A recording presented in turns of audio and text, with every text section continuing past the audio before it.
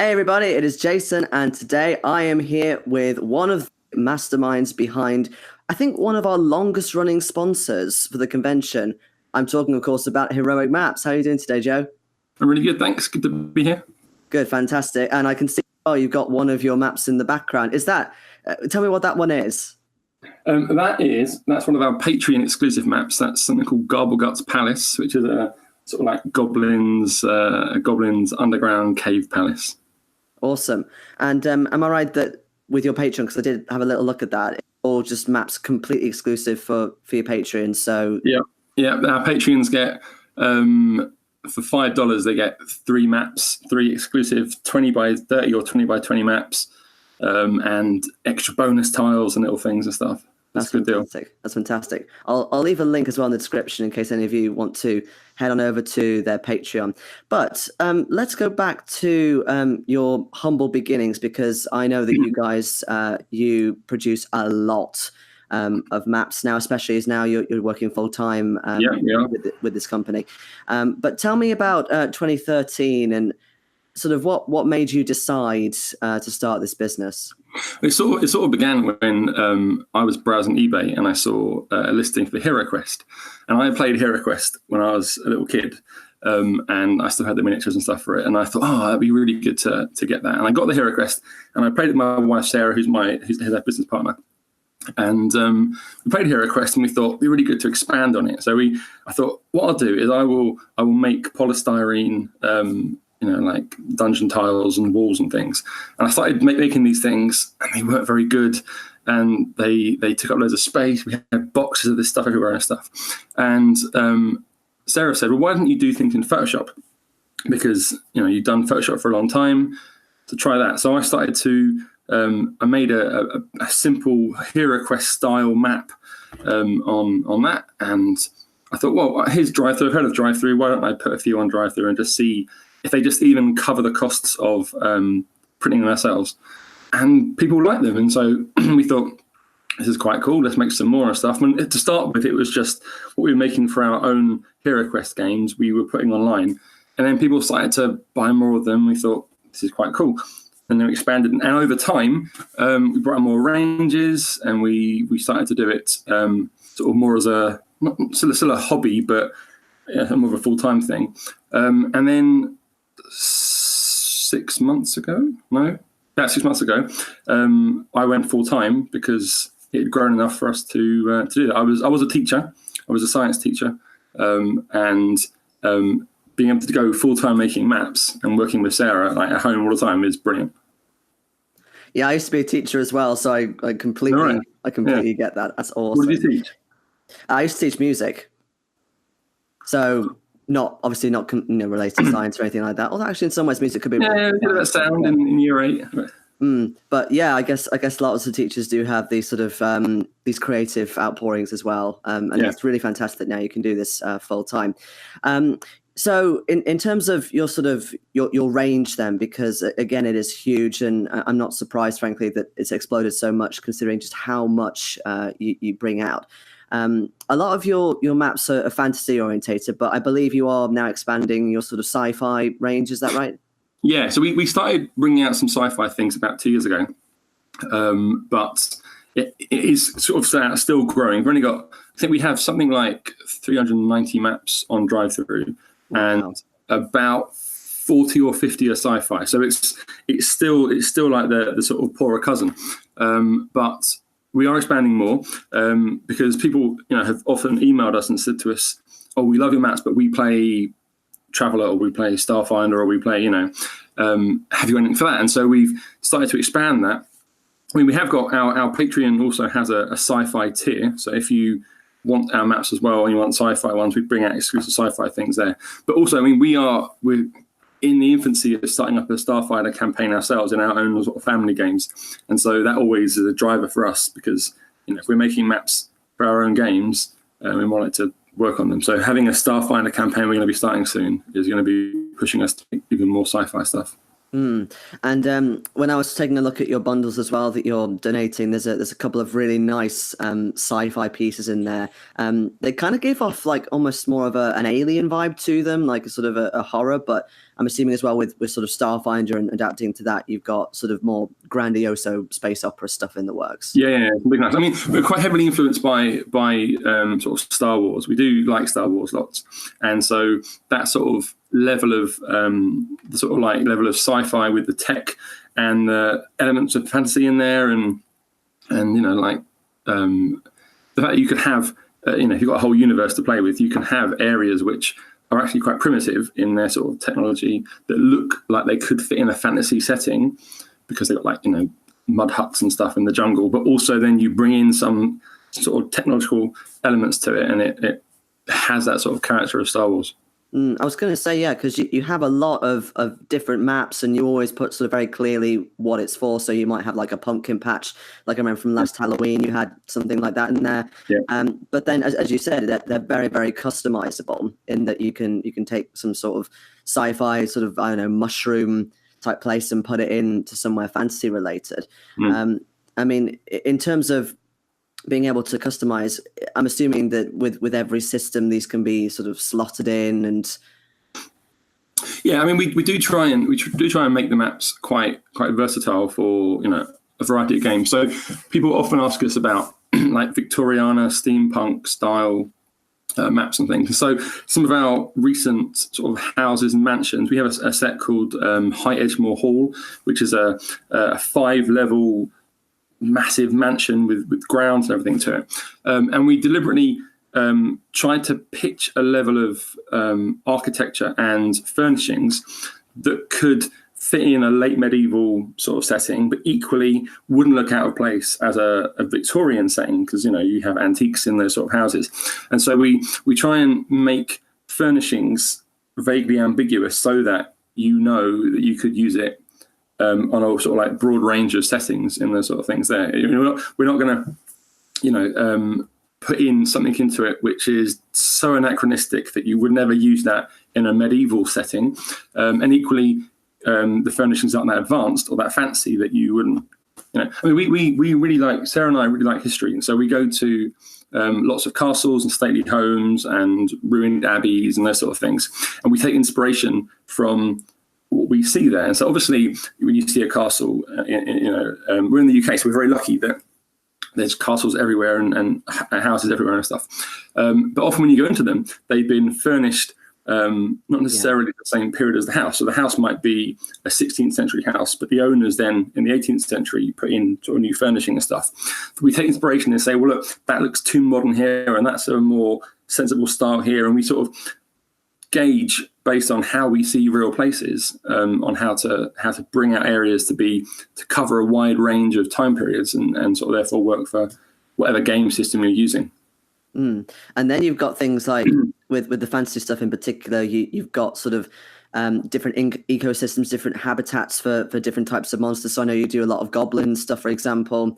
Yeah. You've got sort of swamp creatures and things in there as well. So the fact that you're expanding so much in terms of what you can do and what you can bring to the table is brilliant. Yeah, one of our slogans we had on our Facebook for a while was "Explore Everywhere," and the idea was that you know, whatever game you're playing, you know, because I GM our family Pathfinder games, and you know, I'll be sort of like planning out a story, and I go, oh, I want them to go to this place here, and then they're going to go here, and then go here and stuff, and that's always sort of driven me to go, well, you know, the maps we want to produce should be maps that when a GM sits down to plan their game, they can go, oh, I really want to go to this place. Is there a map that works for that location? And then come to Heroic Maps, and you know, you'll find something, because we have winter maps, we have desert maps, jungle maps, underwater maps, floating islands in the sky maps. We have the same location in like the present time and in the past, so like a ruined version and a non-ruined version. So you might just go there as a one-off thing of, oh, it's a ruined place, but you might go there for like time travel or ghost stories where, oh, in the daytime it's ruins, and at nighttime it's back as the existing village with ghostly inhabitants and things. And So we really have tried. Sarah and I sit down and we have sort of big brainstorming sessions of, what are we missing? What sort of areas have we covered lots of? What haven't we covered lots of? What sort of supplements have come out? When Toon Annihilation came out, we're like, right, we need to really offer more jungle things because people are going to be wanting to have jungle settings for that. So we brought out there's a Spanish castle we have, which has got a ruined and non-ruined version on the sort of like on a jungly coastline. We have like a pirate port in a jungle setting, tombs for undead in jungle setting, so that if you're playing a jungle setting, you've got a wide variety of things to pick from. And in terms of your experience GMing with these maps, because perhaps sometimes people might think, okay, yeah, I've got this idea, it's really good, but then kind of trying to find something like a map or a handout will be more work. So in terms of how you GM with these maps, your experience with them, do you find that you get the inspiration, then you choose the map, or is it more the other way around sometimes where you think, oh, I've got this map, that could actually work with this setting, things like that? Yeah, it's a mix of things. I mean, I'm lucky that when I think of a map that we haven't got, I can then go ahead and make that map. So I'm not limited by that. I go, okay, I'll make this map. But yeah, I start a session I start a planning thing by looking through what ones I've got printed now or what's on my hard drive, and I go, oh, looks really good, I want to use this. And I'm quite I sort of like, what's the term for when you like new things? It's pretty a term. Anyway, but so I'll be like, I'll make a new map and I'll be really keen then to use that map in a game, and I might then change my plan. I might adjust my campaign and stuff to deliberately get that new map in that I think, I mean, people have said to us as well that they often find inspiration from our maps, from the details in the maps. And Sarah, she's really good at of deciding what things to add into the map to bring in story points and things. So Sarah writes. Sarah's sort of job is she plans the maps on paper in sort of pencil form. So she draws the layouts of most of the maps and sort of sketches. And she thinks about historical accuracy, but also gameplay, because they're going to be used people in games. So it needs to make sense as a game aid. And then I'll go ahead and do the actual artwork on the maps.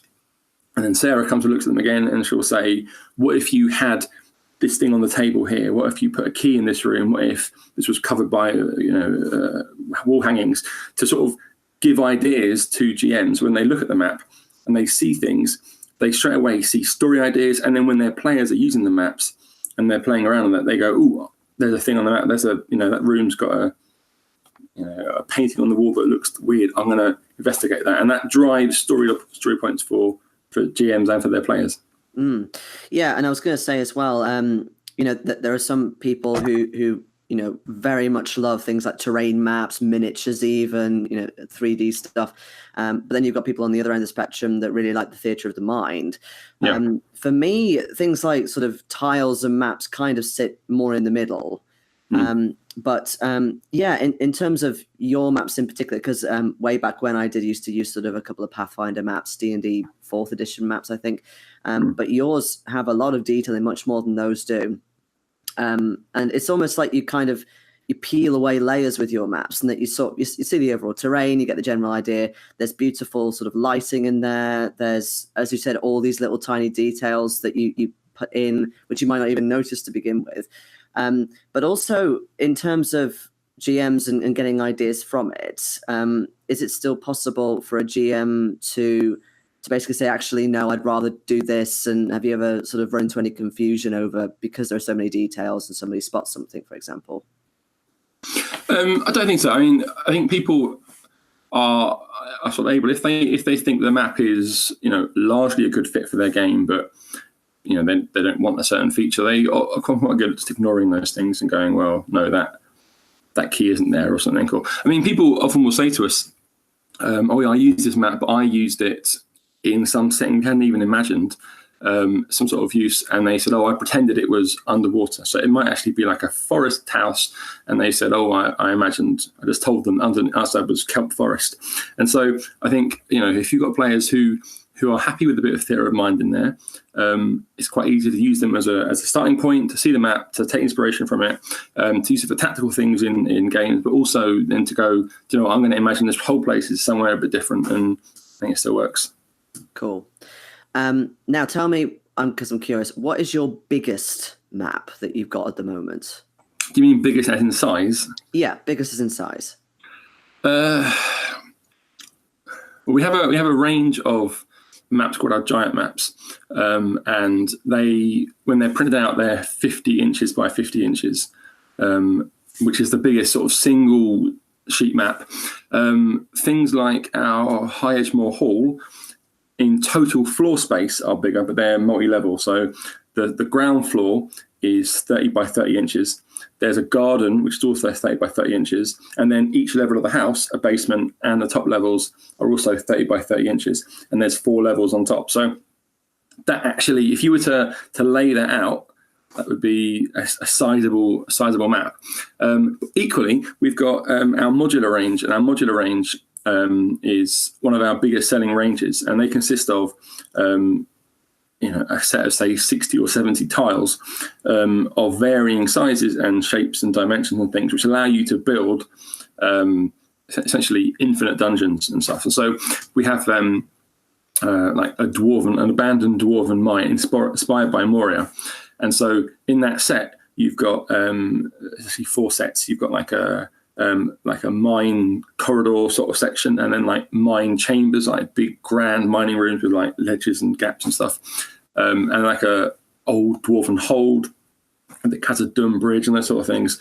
And if you were to print that off and only have each tile printed once, that would cover like a whole bedroom floor, and like a sort of like 3-4 meter room sort of thing.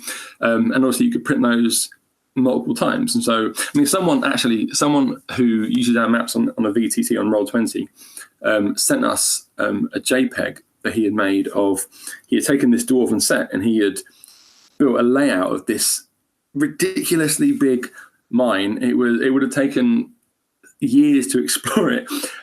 It was massive, and he had used every tile, and he had used tiles many times, and he had used these 4 sets together, and it was really lovely seeing actually what someone had done with our set and how creative someone could be with it. I mean, in the same sort of thing, talking about how creative our customers are.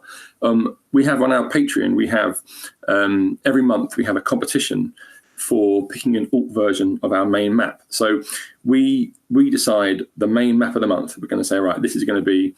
So for example, this was this one here was one of the maps of the month, like the main map. And then we said to the Patreons every month, we said to them, right, we want you to come up with ideas for how we could modify that map to make an alternative version. So if we sort of reskin that map, keep the main elements the same, but how would you reimagine that map? And there's so many ideas, and there's things we'd never even think of. So many brilliant ideas, and then we pick sort of 5 or 6 of our favourites, and then there's a poll, and all the Patreons get to vote on that, and then the winner gets made. And so people have a really direct way of influencing what maps they want to see. And if they pick something which everyone goes, oh yeah, that would be a great idea, then that gets made.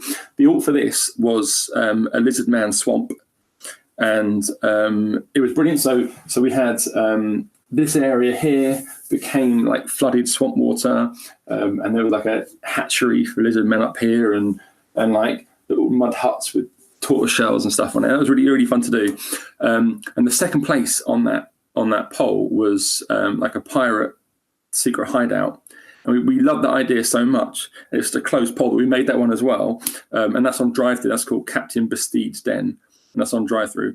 And that was also like a remodeling of that. So, we are constantly amazed and impressed by how creative people are with our maps and the ideas. And they see things and they go, oh, what if that had sort of ice? We're like, oh, brilliant, let's do that, make a nice one. And, and we would love to make every suggestion because they're so good, but we have to, go somewhere. But yeah, and I even noticed on your website with the whole sort of collaborative feel, you've even got a link that says, do you fancy working together? Do you fancy bringing your ideas? So yeah, that's fantastic. That not only are you creating so many maps all the time, but you're collaborating with others, you're exploring creative ideas, and it's brilliant. And to see you doing that, I think it's important as part of the community as well. If you're sort of within the community, rather than perhaps just saying, oh yes, I'm selling these things and aren't they wonderful, and people like them. So that's really, really wonderful.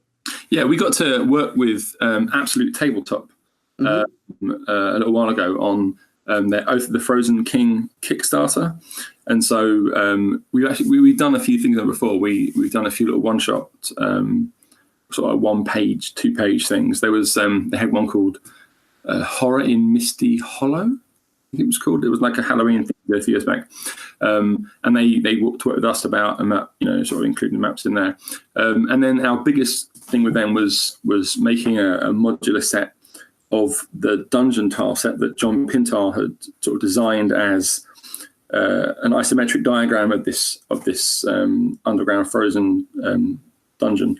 And then we made a modular tile set to go with that, and that was sort of in the book, and that was part of the Kickstarter. And so, if you got there, something is a brilliant. I don't know if you've seen their book, but it's a fantastic book, full of really interesting tables and so much flexibility to really design a unique encounter. But if you've got that book and you think, well, I also like to play on battle maps. Well, there you go. There's a set of tiles that directly match up with the sort of thing. So when you're reading it in their book and it says, oh, this room's the kennels and it's got these pits and stuff. Well, here's the battle map with that. I mean, that was one of the things that sort of like sort of niggled us a little bit is that we like to use battle maps, obviously, in our games. And when we sort of purchased, sort of like Pathfinder adventures from Paizo, when they haven't had a battle map that we can use straight away, it's like, well, that's a bit awkward that you've got like a nice picture of a map in the module, an existing one to use, and so we like to, what we've done is, well, we are thinking about expanding into doing some stuff on the DM's Guild for making some maps that directly relate to sort of like 5e adventures, so that we can call them, the actual names of the places, and we can make ones that directly match up with modules, so that people can, play the modules on the maps that they'd like to play them on. Yeah, I definitely agree. Actually, in that I don't always use things like maps, etc. But when they're sort of stuck in the book, I do find that quite awkward because you can't just sort of dish them out. Yeah. But I suppose if you want to sort of expand into that area, that would be fantastic, because then, as you said, people will have the maps ready. But I know that obviously your maps are terrain maps, more to the point. They're for encounters. Have you ever thought about sort of expanding that in terms of different types of maps? So, for example, maybe a regional map, or if you've got sort of quite old school type maps where you sort of you have your sort of your miniature, you move from one region to the other, and it's much more sort of zoomed out, if you will. Have you got any of those kind of maps in the works, or is it more just sort of terrain? I mean, that's sort of, people have asked about those sort of things. The main reason I guess we're not doing it right now is two reasons. Is that one, we've got so many ideas for battle maps that we are reluctant to not make those maps in those times, but also I think my experience and my expertise in making maps is on battle map scale. And so, yeah, I mean, really, I should sort of like, try and invest in a bit of training for myself and build those things up. We have, we do occasionally do small regional things for like our own little games and things. But I mean, people have asked about it. People have asked, but the thing is that there's so many people who are already doing such brilliant regional maps. Okay. That, there's Blue Sword Games. So he's Kiora on Twitter. He does such brilliant regional maps. He colours them in so nicely. They're so nicely done that it's like, well, he's got that covered. He's got the areas covered nicely. Well, maybe you could do a collaboration with him one day. Yeah, maybe. I think actually I think he started making battle maps because he used some of our maps as well, and he liked them. And I think he sort of said about, so it's nice. It's nice to see that sort of collaboration going. Well, there you go. Awesome. So kind of starting to wrap up now. In terms of sort of November and beyond, obviously, again, you do bring out a lot of stuff, but what kind of sneak peeks can you give us in terms of what's coming out before Christmas? Before Christmas, well, we're intending on bringing out a big castle, a big multi-level castle, in the next maybe like 3 or 4 weeks. So in the same sort of style as High Edgemore Hall, it will be, I think it's going to be 30 by 40 inches as sort of ground floor, multiple level castle. And for Christmas, we always do a Christmas sort of special thing. So we have, beginning to Halloween, we just Halloween sale still on, although it might not be by the time this is shown. But the Halloween sale, we always do like special Halloween maps, and at Christmas as well, we also do special Christmas maps. And so we're planning some sneaky hints. I'll say Christmas Village and icy tunnels. Okay. But yeah, there'll be on Christmas Day, or like just before Christmas Day, there'll be a really big special map which will come out, and it's multi-level, and it will just be $1 for the last week of December, and it'll be huge. So that's a Christmas bonus to look forward to. Wow, yeah, definitely $1 for a whole. Wow, okay, massive Christmas cheer then. Yes. Awesome. Okay, well, thank you very much for taking the time to be interviewed by me, Joe. And I hope that over the next few months things go nice and smoothly for you, and that the Christmas rush isn't too much. But is there anything you want to say to fans, anyone who's supported you in the past, people watching? We are super happy that we get to make maps full time, and that has come from people loving our maps and supporting our maps and spreading the word about our maps and things. And so, thanks to everyone that have bought one of our maps or played with it or shared a picture of it on Facebook or anything, saying how they've. And if you haven't shared it and you just enjoyed them in your games, then that's really lovely. We really love the idea that people around the world are playing with our maps and enjoying using them in their games. So thank you very much. Awesome. Thanks very much, Joe. Thank you. Cheers. Hey, hi, I'm Joe from Heroic Maps. I want to say that if you can dig into your pockets for Child's Play, that would be brilliant. Thanks.